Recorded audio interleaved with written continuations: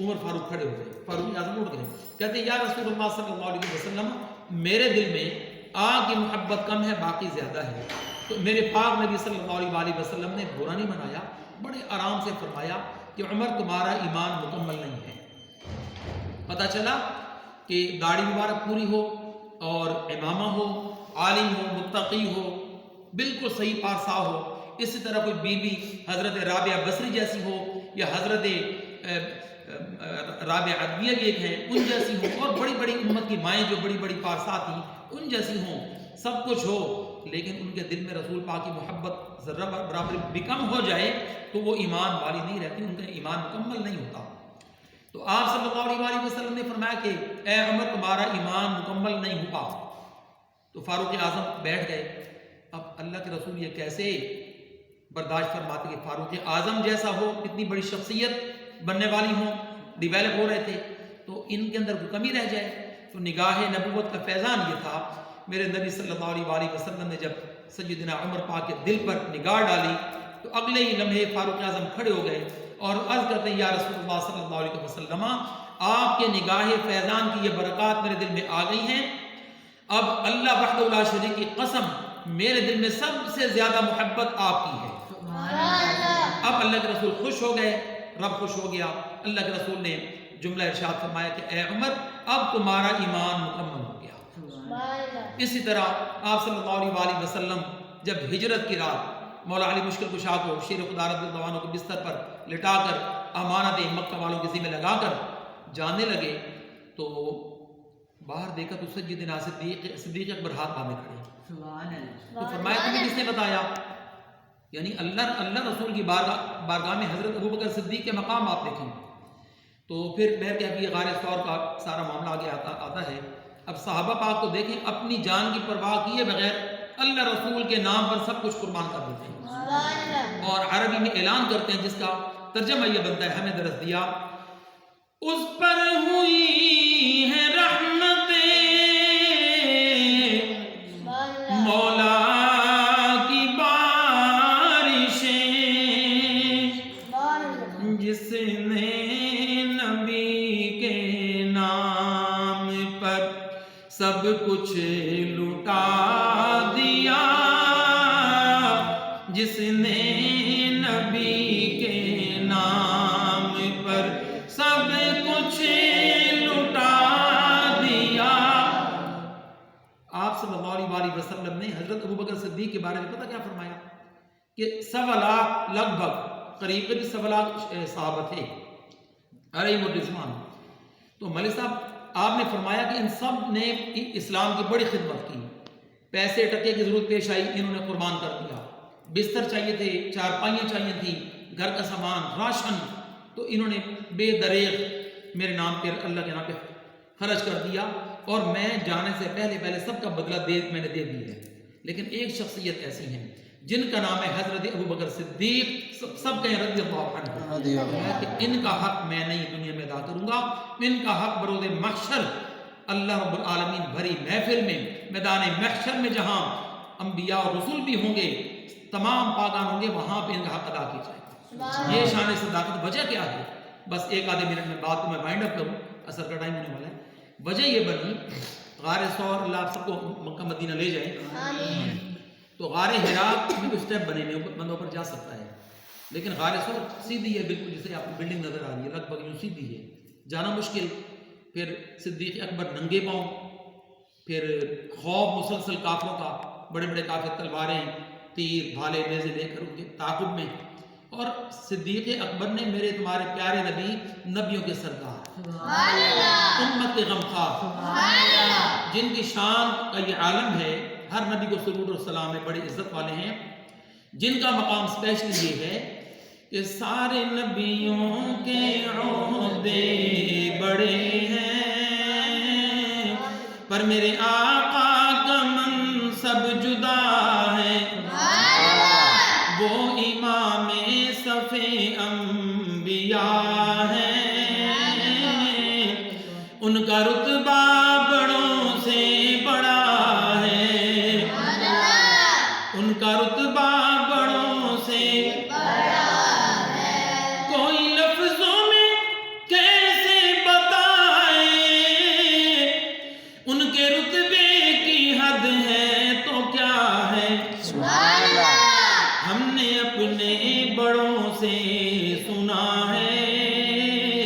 صرف اللہ ان سے بڑا ہے. قرآن و حدیث ہمارے بڑے ہیں، قرآن امام ہے ہمارا، حدیث حضور کا حکم ہے.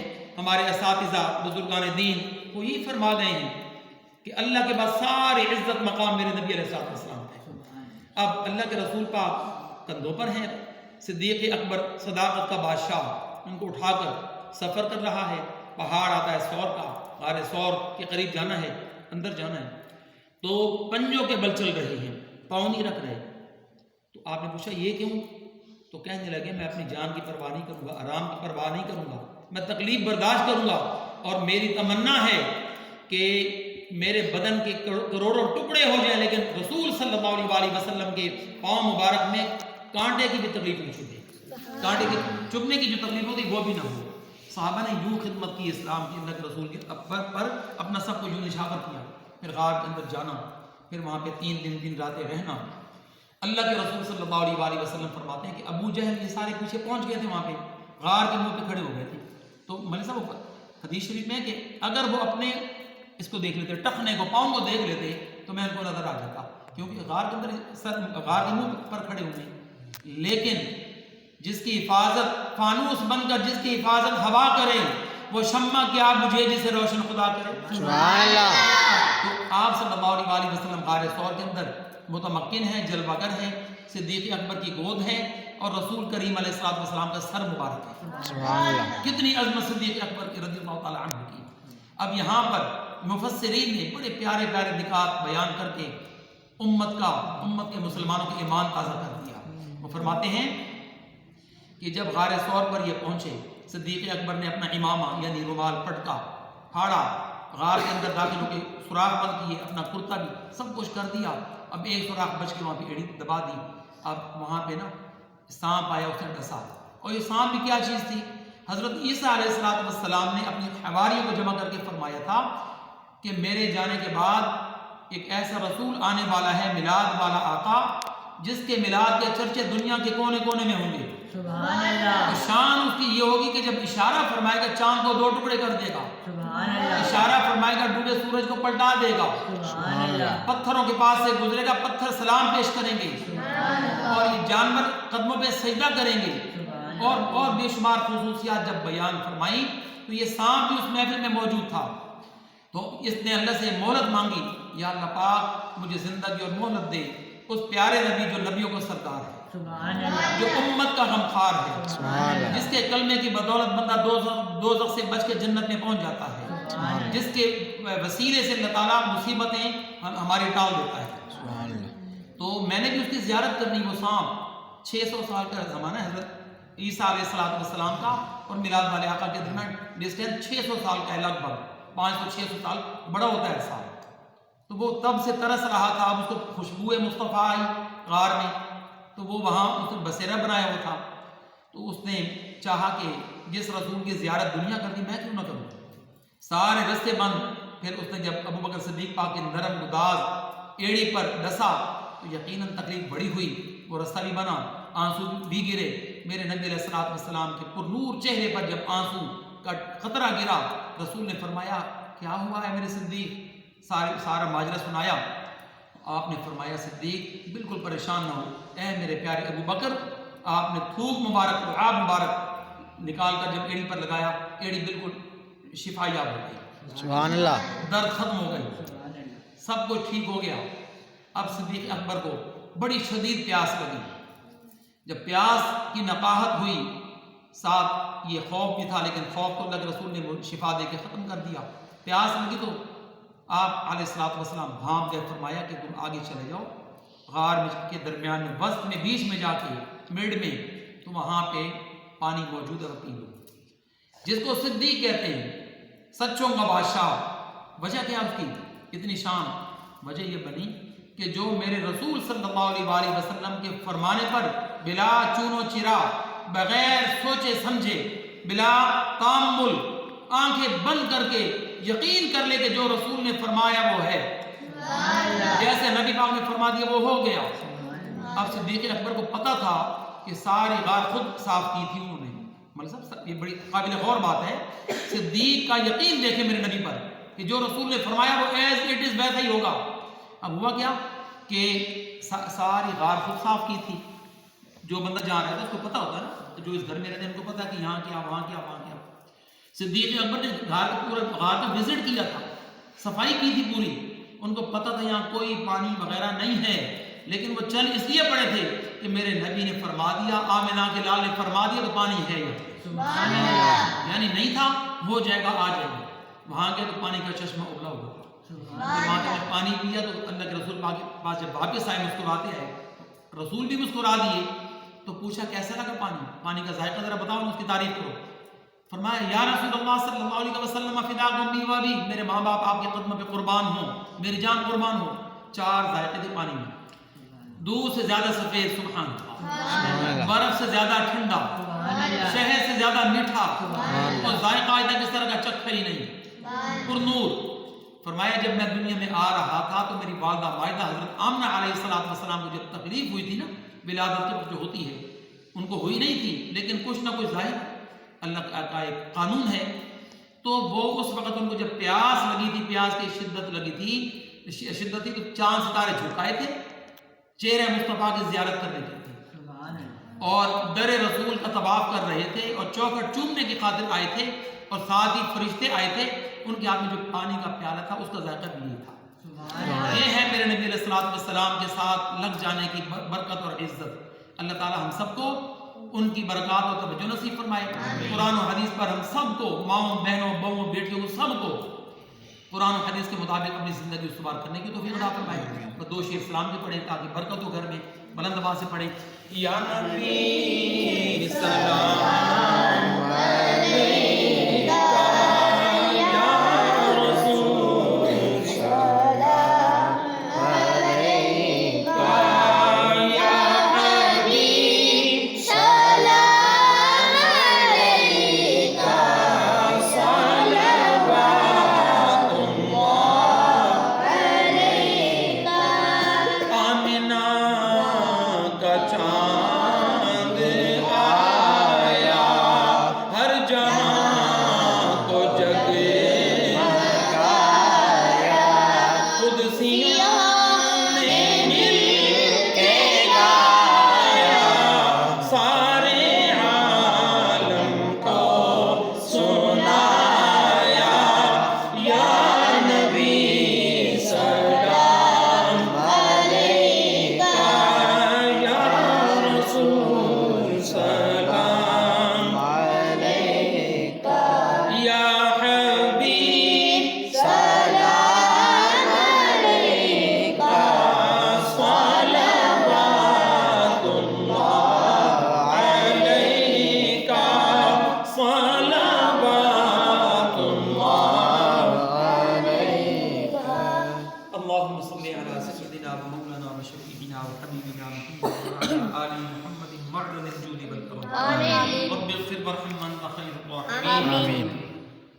یا اللہ تعالی جل شان الکریم اپنے پیارے حبیب حضرت محمد مصطفیٰ صلی اللہ علیہ وسلم اور آپ کے پاک گھرانے پیندن پاک, سادات پاک, اہل بیت پاک, انبیاء پاک علیہ السلام, اور تمام پاک صحابہ و صحابیات علیہ الرضوان, ان وسیلوں سے ہمارے سابقہ سب گناہ معاف فرما دے. آمین. یہ بڑی خوبصورت محفل سے جی, پہلے قرآن پاک کا ختم ہوا, پھر درس قرآن حدیث پاک ہو گیا, میلاد پاک ہو گیا, تیرا ذکر ہو گیا, تیرے پیاروں کا ذکر ہو گیا, اور تیرا حکم بھی یہی ہے, فاذکرنی اذکرکم واشکروا لی ولا تکفرون. یا اللہ پاک ہم نے اس پہ جو کچھ ہم سے عمل ہو سکا ہم نے کر لیا, قبول فرما.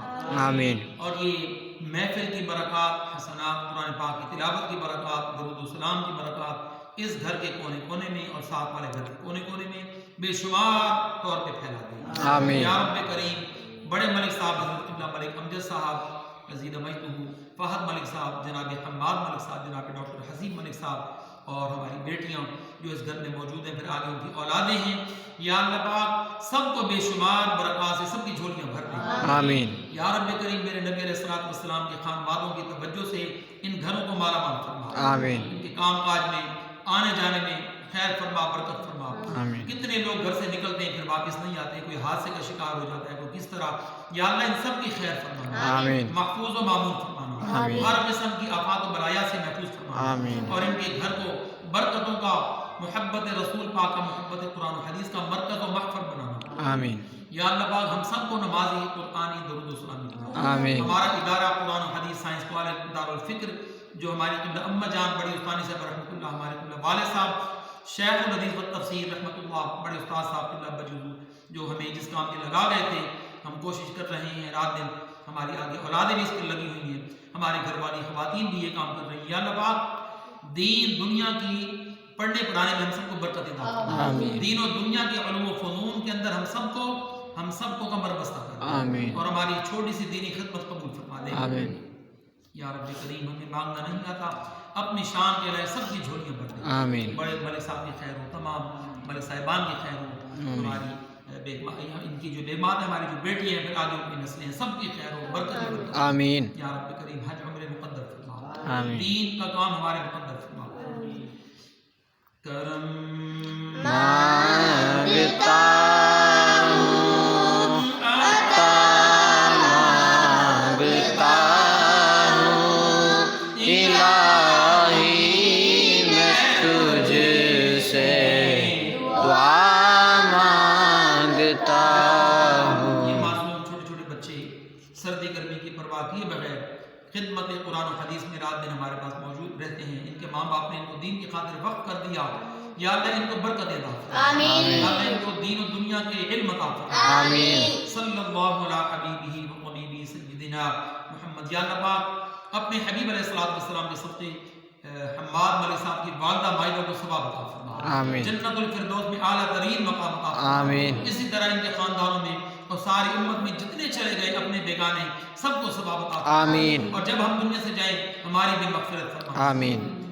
زندگی قرآن و حدیث پڑھنے پڑھانے پر اور خاتمہ محبت رسول پر فرما۔ آمین۔ صلی اللہ علی حبیبی و حبیبی سیدنا و مولانا و شفیعنا و حبیبنا محمد وعلی آبائہ و اہل بیتہ و اصحابہ و اولیائہ و ذریاتہ اجمعین برحمتک یا ارحم الراحمین۔